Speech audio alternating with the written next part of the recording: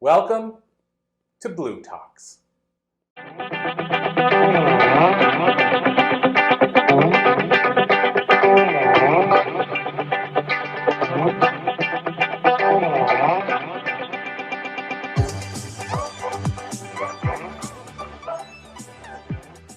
Hello, everybody. It is Corey Poirier, and we're back with the latest edition of our show. And I'm super stoked to have with me a brand new guest, somebody that's a big part of our Blue Talks community. She was a part of one of the Blue Talks books in our series.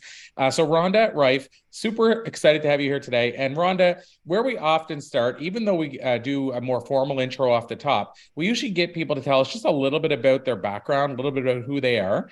And so are you able to tell us just a little bit about who Rhonda Reif is?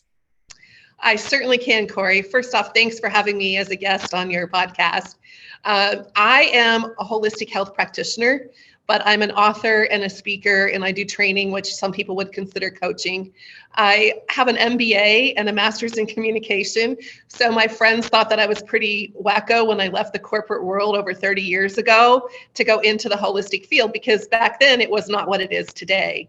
So everybody has a story behind there with how they get into it and all of that. But that's kind of in a nutshell, where I am. I was in the volume 6 of the Blue Talks books. And then I also have another book that I've authored, a children's book, Serena and the Butterfly, and a relaxation CD. So I've been doing this for 30 years where I've been doing, speaking and training and leading. So I'm really excited to be here today.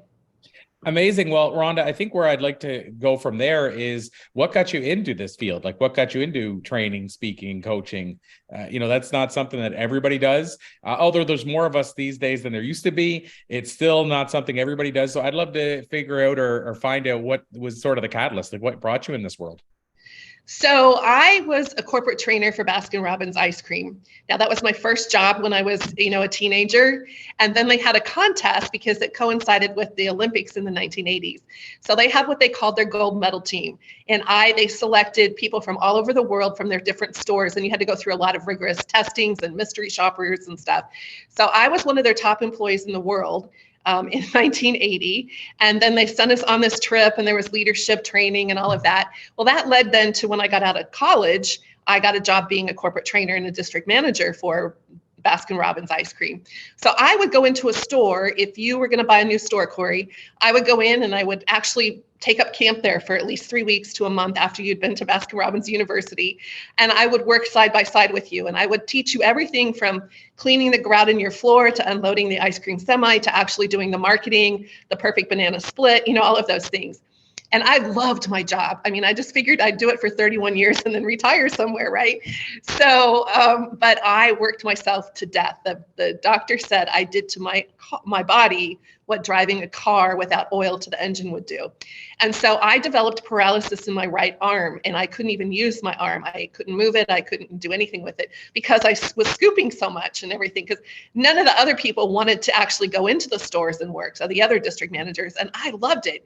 And so I had 38 stores I was responsible for, but I was in a 3-state area and also 250 stores of dessert creation where I would do training.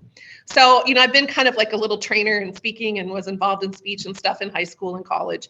But so that segued very nicely when I, left that. But I happened to go back and was working on my master's degree, and I met these people that did massage, and they were in their 70s. And I didn't tell them I had problems with my arm. I just went because it was finals week and I'd never had one before. And again, this is rural Midwest, 1980s. And so it was unheard of. And she said, I think I can help you. Now, I'd suffered for years with this pain and nerve damage. And within 2 weeks, I had 90% usage of my arm back because I went every other day for 2 weeks, and it made a believer out of me. So then the job market sucked. And so everybody's like, well, you can do this. You're really good at this, because I started going to trainings and stuff with them. Well, here I am over 30 some years later, still looking for the real job, But, I love doing the holistic stuff, but I'm a trainer at heart. That's, where my passion lies in doing that too. And I still was teaching business classes and stuff for a university, but that's kind of my story, is that, and that's what my children's book is about, believing what seems impossible really is possible. Because every doctor I went to, every person I saw, they're like, you'll never get usage of that arm back. And it was something as simple as this lady in her 70s, working on me every other day for 2 weeks. Now that didn't get me the full back, I did other things on top of that years later. So, but it's like the holistic field is like kids in a candy store. Once you experience a little bit of it, you're like, oh, I want to learn this, and I want to learn this, and I want to experience this, and I want to try that. And the more woo-woo it gets, the more like fun it is. So that's kind of my story about how it started me down this path. And every time I try to leave, Corey, I tell everybody I feel like a whack-a-mole. Like the universe is like, no, you're supposed to do this. No, you're supposed to teach that. And so here I am doing those things. Yeah, it's amazing. And I love, I know the term for it, I believe in the hero world or the Marvel world is origin stories. So I love origin stories, like how people got their start. And everyone is so unique. Like, again, I would never guess, if you sat here and said, Rhonda, if you said to me, Corey, I need you to guess how I got into this industry, I would never think from working at Baskin Robbins, scooping ice cream, hurting your arm, and then finding sort of a solution for what you were told there wouldn't be a solution for. Like, I would never pick that path. And so I guess what I'm curious about as well is if you think back through the years of training people, working with people, coaching with people, one of the things I am always fascinated by is what sort of makes people tick, why would people get stuck in certain areas, why people succeed in different areas. And so are you able to think of any maybe common traits that you've seen that people have that allow them to succeed, or common mistakes that people make that hold them back? Well, right off the top of my head, one of them is I find that if people don't follow their intuition, that they have that. And, in the MBA world, they don't call it intuition, they call it executive instinct or, reaction. But it's there. If you don't follow your intuition, then, it usually ends up blowing up on you later. Then I'm really into the fact that we all communicate differently. And I think that once you learn how you're going to communicate with people, then that also makes a difference with that. So like, for instance, if I was working with one particular student or one particular client, if I were talking about things that were foreign to them, they're not going to grasp it. And so you have to learn how to, communicate with them. And it's some of the weird things I look at is birth order. I look at the zodiac sign. I look at their name, because that's kind of my little shtick too, is like, what are the letters of your name? Because that has a lot to do with how we're persuaded and influenced and, do those kinds of things. And then once you learn that is that's the best way to speak with them, then you can help them sort of motivate them. Because like, for example, in the corporate world, predominantly male oriented, at least when I got into it in the 80s, everything was money. They thought money, money, money, money. Well, I'm not somebody who's necessarily motivated by money. I'm not saying I don't like to have money, but money's not the thing that really motivates me. So I'm the kind of person, like, I like to have flex time. And of course, this was 30 years ago when it was unheard of. So I'd be somebody that could really work really hard as long as you're like, yeah, you know what, you can take an extra long lunch hour. So until we learn what actually is the carrot or the catalyst to help that person achieve their goals, it's going to seem unattainable. I love that. And I guess on that side is, how do we now, I'll just curiosity, I'm thinking of it more from the leader perspective now, but how do you feel we fix that? Like, so if we're the leader, is it a matter of finally starting to take the time to find out what motivates that person versus just trying to motivate everybody in a blanket way? Like, is that the first step in that direction? It depends upon if there's an issue that's going on. What I try to do when I actually teach my workshops or classes or whatever, if it's a group setting, not a one-on-one thing, I try to use words or verbiage that is going to encompass all of those things. Just like there's different learners, kinesthetic, visual, and hearing, you wouldn't just say, okay, do you see what I mean when I put something on the board? You would say, do you see what I mean? And then you would follow up with, okay, does everybody hear what I'm saying? And now then you would follow up with something to say like, okay, does everybody sort of get that feeling, like you understand what's going on? And, you believe in the rule of three. Of course, the rule of three is marketing. So teaching is the same way. And coaching and leading and all of that is that rule of three. So you can present the same information, but do it in three different ways. And then just know that not everybody is going to be motivated by, the firstborn things, which is the achievement and the awards and all of that. They're going to be, the lastborns are going to want to be rewarded with a pizza party. So you want to kind of mix it up. And I like to, do that. It's the same thing when I teach some of the holistic classes. you want to talk about all of the elements, because if somebody is a water sign or they're a fire sign, I could say, well, do you understand how to turn the heat up on this? But if they're a water sign, that's going to like, they're not going to, it's like speaking a foreign language. So that's what I do. And I challenge people, and when I do communication classes and stuff, learn to use more than just the word of what you're familiar with, and try to encompass all of those different things. And that way, then you're sort of at least having a wider net. Does that make sense? Yeah, no, it absolutely does. I love that. And I'm going to switch gears slightly then, Rhonda. I want to ask you about a word I'll call a really big word, but I'm fascinated by this word for various reasons, more so for people's answers than actually the word or the theme itself. But when I bring up the word legacy, what does it mean to you? Legacy is what you sort of leave behind, what you create that you leave behind. And it's interesting because just over the weekend in the boot camp, there was a lady who kept calling her bears that she made legacy bears, legacy bears. And I never really thought of legacy as something that you created for someone after they had died. I always thought of legacy as, you know, sort of like Yellowstone, where he wants to leave the legacy of his ranch to his heirs. So yeah, so it kind of opened my eyes to a different form of what legacy is. So I think really legacy is what you're going to be remembered for. Now, how about what I'll ask is the other side. How about so I've heard people, just to give you some context, I've heard people say that legacy to them is something that you create intentionally, meaning like every day you think about what do I want my legacy to be, and then other people say I'm just going to live in the way that I feel is the right way, and the legacy will create itself. I'm curious if you sit on either sides of those fences. I probably would do some of both. And I really think that's where birth order comes in, honestly, because I think that the firstborns or the only children are going to be the ones who are going to try to create and do and achieve and all of that. And then the people that are more the lastborns are going to be where they're going to kind of just sit back and que sera, sera, like whatever happens, happens. Now, I am a firstborn child, but there's enough years difference between me that made me like an only or a lastborn child. So I have a little bit of both of that. And I've worked a lot to try to do that whole balance of not being so, you know, strict and all of that too. But I think it kind of depends upon also what your parents thought it was, you know, what was the influence of other people. And I think we kind of get ingrained with that at a young age too, of, you know, what is it that I'm going to leave behind? Is it just heirs, or is it a building with my name on it? Or is it this book that I'm going to write that they'll still be reading, you know, 50 years from now? Oh, I love that. And since legacy is one word that I think a lot of people have different opinions on, I'm going to throw another word out there that a lot of people have different opinions on, which is the word success. So another big word, like I ask that question often and I get so many different answers. So I'd love to ask you, what does this word success mean to you? Success to me has to be more than just what you accomplish financially, because I'm not saying that's how we as a society measure success. But it's unfortunate because we have to look at all of the other things.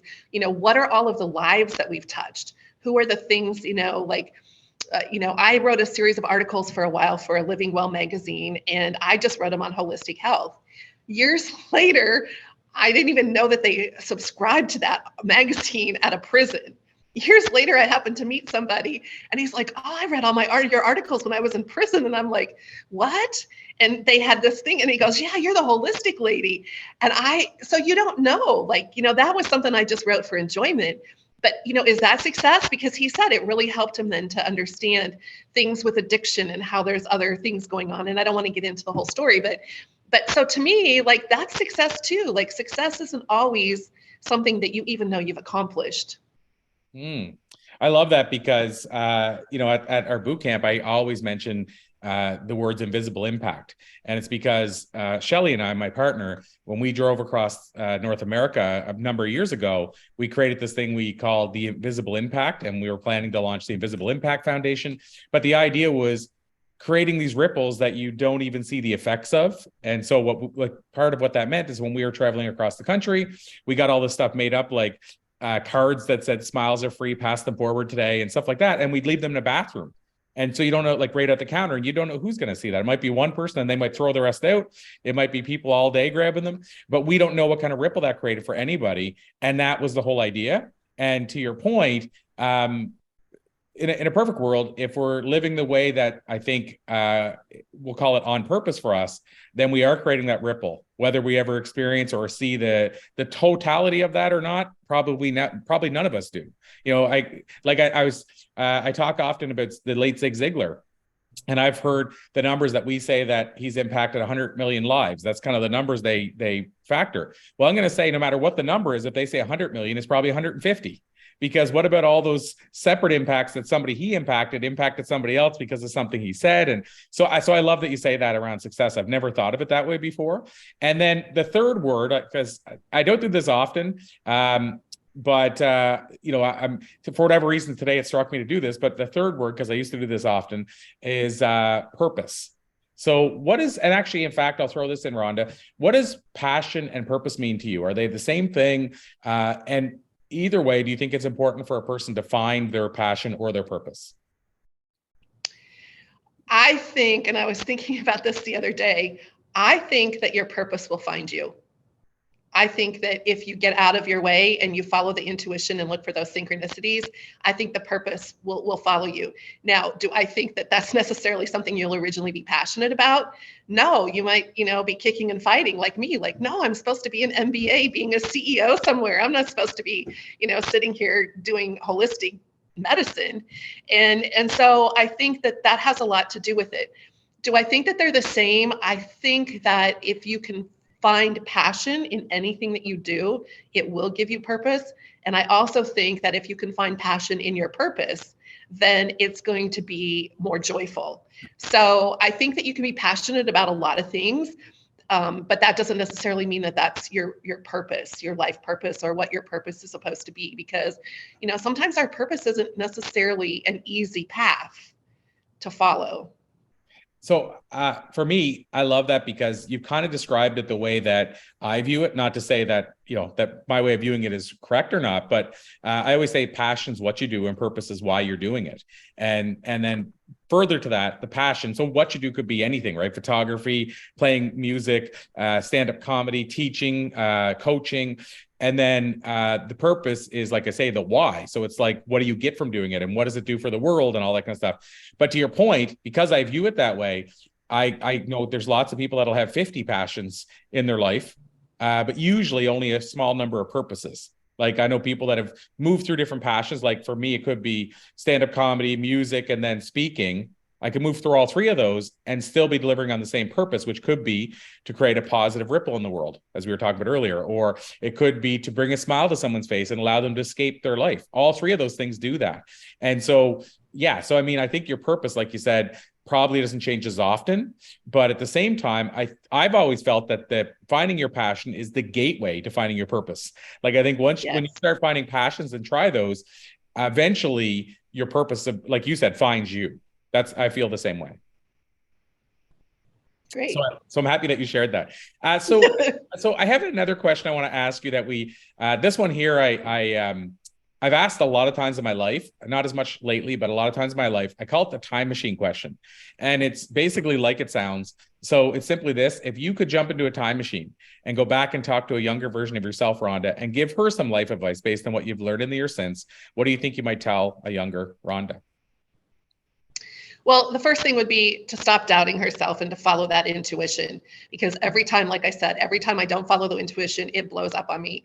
But our society makes us sort of doubt that, like we're not supposed to do that. We're supposed to look at what's the bottom line, what's the numbers say, what are those things? And then my short answer would be like, you know what? Move to the beach, get the convertible, and live the life that you would really like to do. Don't wait until you're older, because you're never going to do it. And so it would be like, take that job offer that's coming in a few years that you turned down and move to the beach, because it will. I still think that your purpose and your passion would find you. It might have even found me quicker. So that'd be the short thing that I would say. Specifically, do this. I think it'd be pivotal. But again, it was because I didn't follow my intuition. I followed what society thought that I should be doing. And you know what? At the end of your life, it's not about who else have you pleased. It's about how well have you enjoyed what you've shared or learned or, provided to other people. So yeah, so I'd definitely be living at the beach. Well, so that brings up a good follow-up then. Would you get in the time machine? Do you think you would get in it if you had that chance? Yeah, Yeah. I would. Yeah. I'm always just curious because some people say no, I wouldn't step in, and the other people say I would dive in. What's Dr. Joe Vitale we had on the show one time, and he's fascinated by time machines. He said, "Oh my gosh, I'd have to." He said, I'm trying to make one." like it's just wild how you could have one person on, it's like, oh my gosh, I would carpet it, I would make it, I would do everything I could, I'd build it if I had to, and then other people are like, I wouldn't go near it. So it's like, again, I get fascinated by the different answers to the same question. So one similar question, it's a little different in terms of the context of it, but I call it the passenger question. It's my one other question that I ask commonly, and it's simply this: if you were on a plane sitting next to a stranger and they leaned over and asked you for some life advice, can you help me out? I got this problem, or hey, I need some help. What do you got? Just life advice in general to a stranger. So the difference, of course, is it's not younger Rhonda, it's a stranger. What do you think you might tell that stranger? Well, I guess it would depend upon what their problem is, how I would approach it. But I would definitely tell them to listen to their inner self, but also they should look for synchronicities, because the answers are going to come to them. They may need to get quiet. They may need to, go somewhere by themselves. They may need to journal, whatever that is. But if they were to start actually just getting quiet, the synchronicities and the answers were going to come to them. Now, depending upon what it is, I could probably give something more specific, but definitely it's about, like what does your heart say? If they were trying to make a decision, one of the favorite things that I've been told in the past, and it works like a charm, is if you're trying to make a decision and you can't decide whether it's between, two different houses or two different jobs, or, whatever it is you're going to do, is get 3 coins and roll the coins 3 times. Put them in your hand, all 3 at once, and roll the coins. And, determine heads means this and tails means this, and see how it comes out. And at the end of the 3rd toss, what's your immediate reaction? Is it, oh, good? Or it's like, oh, I want to roll again. There's your answer. The answer wasn't in the coin toss. The answer is what was at the end of the coin toss. So that's something that I've helped people, that if they're really struggling with a this or a that, I mean, it only works with like a yes or a no, or choosing between a couple of different solutions. That is one that will really tell you what is it that your soul is telling you. What is it that your soul is wanting you to follow. So I mean, I love that, because I don't know why it made me think of this, but there's an episode of Friends where Phoebe on Friends says to them, like, they want to know what the right answer is. Basically, when people ask you questions successively, like a bunch of questions in a row, just start like answering questions like, what's your name, and is this your name, and all that stuff, and do that. And when you get to the 3rd or 4th one, the person speeds up and they want you to just answer right away, not think about your answer. And that's usually what comes out is the thing that, like, for example, I think in the episode, Ross was saying he wasn't mad at Phoebe, and she said, I think you are. And he goes, I can't see why I would be. And she said, well, let's try this. And she had already showed it to somebody else earlier in the game. And then she asked them whatever questions. And then the 4th one was like, why are you mad at me? It's because you did this. And like, it was like, anyway, so it's the same kind of thing, right? It's like, what's your gut reaction without you having time to think about what you should answer, because society feels that would be the right answer. So I just love that exercise is what I'm saying. And that's what it made me think. Yeah. That's very cool. Yeah. So my final official question is simply, are you a reader? And then the if you are is, do you have a book that's changed your life that you could share with us?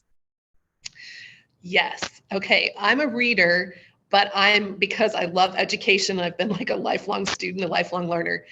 Almost everything in my life has been anything that applies to like learning, like textbooks or books about this particular modality, except our favorite author, James Redfield, The Celestine Prophecy. That was absolutely the life-changing book for me. It is probably the only thing that I don't even know that it was really fiction, but I would have to say like the only novels that I've read all of the things, and yeah, so definitely life-changing on many levels, just because it was kind of at the beginning of my holistic practice.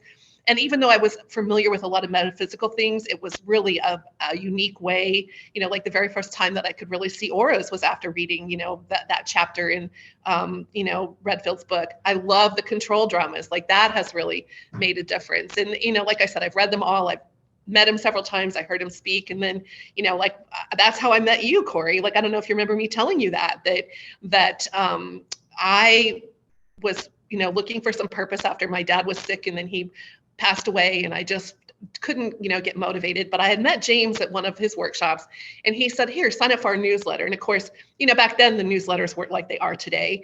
And so I did that. And then it started coming, like they were looking for people to do marketing, volunteers, marketing. And there was all these different options and everything. And I was like, and I put it off for a really long time. And finally, I just couldn't handle it any longer. It was this gut punch, I'm like, okay, if that marketing thing is still left out of the 20 some things that were there, months ago, I'm going to apply for it. And so I did, and it was a pretty lengthy process and all of that. And it was like, I knew when they wanted me to take this Enneagram test about your numbers, like I knew that this was a sign and all of this. And so then, yeah, they did pick me. And so I've had conversations with James, and he said, I think that there's this guy that you would really connect with, and his name is Corey Poirier. And he's like, here, why don't you look him up? And so I did. And then I got on your newsletter, and then poof, this opportunity came to be in the blutalks book and all of this kind of stuff. And so it's amazing how things come full circle, but again, the synchronicity, like we always knew that they were there, but I just can't say enough about his stuff, it just was absolutely life-changing. And and also from a marketing point of view, because, I taught marketing classes for colleges. So I would use his story about how he was self-published back when nobody even had a personal computer, and he just went ahead and gave out copies of his book, and all of a sudden publishers are calling him. And so I used it as like a unique marketing thing too. So I love it when those kind of worlds combine, that whole, MBA part of me with the whole holistic kind of, woo-woo part of me. And I've been told that's kind of one of my gifts, where I can kind of bridge the two, but definitely anything James Redfield, but Celestine Prophecy was the start. And I've given it as gifts, and, just can't tell enough people to read it. And I'm surprised there's still people that haven't read it, but yeah. So here we are, you know? That is amazing. I did not know that synchronicity story, which blows my mind right now. And one of the things you said, which I talk about often, is the fact that what's really wild about how James put that book out is there was an intentional marketing approach to it. Whether it was like a planned out strategy or whether it just made the most sense from a marketing point of view. What I love is that even though he teaches synchronicity, there was still an action involved. As you said, him and his wife driving around and handing out copies at all the different bookstores, that was an action that he took. And really not much different than somebody would do today if they sent in their books to podcasters for free. The big difference in James's case was he was gifting them to the bookstore owner. And of course, you walk in after the bookstore owner read this book they fell in love with, and they're going to put it right in the front. And, there's an extra element to why that worked really well. But the other thing he did, which you're probably familiar with, is he had a reading group, like a focus group, and a certain amount of people that committed to read the book. And he wanted to know, tell me whenever you put the book down, because he was trying to figure out what was wrong on that page that he needed to change. What I love about that whole story is, again, it wasn't just like the universe said, I'm going to pick this book and put it at this level. Part of that was it, probably. But the other part was the actions that James took. So I just love that there's a fact that there's an action part of it as well. Yes. So I love that you brought that up. Because, again, I don't think a lot of people know that. I've had many people say, I love his book on synchronicity and how everything just falls into place. So I'm just going to write my book and then somebody will discover it. And that could happen. But you're I'm going to say removing at least 50% of your chances of being discovered by just writing a book and putting it on your shelf and never telling anybody. Right. So your odds go down dramatically. If the universe is conspiring to help you anyway, and you take action, you just increase your odds. So I just love that you brought that up. The last thing I want to ask you, I said that was the last official question. The unofficial question, but maybe the most important, Rhonda, is for those that want to learn more, follow you more, learn about the work that you do, all that kind of good stuff. Is there a hub or is there a place you would send them? Yes, they can go to rhondareif.com. And from there, you can reach my LinkedIn profile, my Facebook, profile, for my professional page. You can email me, you can sign up for the newsletter. There's a little bit of history there. And I've got some other websites too, but the RhondaReif.com, and it is REIF. Everybody wants to, that it doesn't sound like it spells. So, but yeah, it's an unusual name. I don't think there's another one out there if you could try to Google it, even if you spelled it a little bit wrong. But yeah, that's probably the best way. My phone number's on there, the email's on there, all of those things. That would just be the absolute easiest way, I think, to get that. And I do tend to be more responsive on Facebook than LinkedIn, but it doesn't matter because if you message me either way, I do get that. So amazing. I love it. Well, Rhonda Reif, this has been an absolute pleasure. I knew it would be. I thank you so much from the bottom of my heart. And we're going to do what we can, of course, to wave the flag for all the great things you're doing. So thank you so much for joining us on the episode today. Thank you, Corey.